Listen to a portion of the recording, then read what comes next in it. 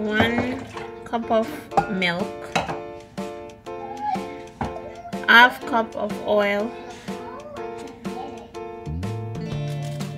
2 eggs,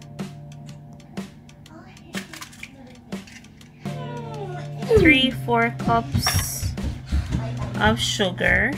If you want it sweeter, you can put 1 cup.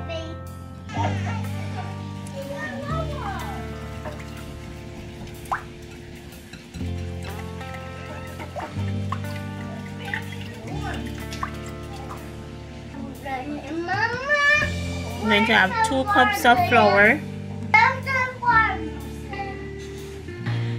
1 tablespoon of baking powder, half teaspoon of salt,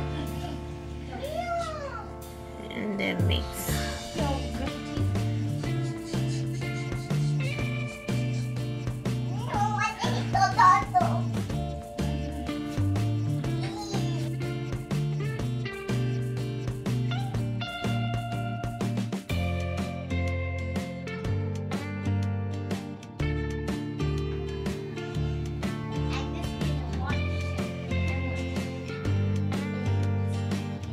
Third cup of sugar and 1 tablespoon of cinnamon powder.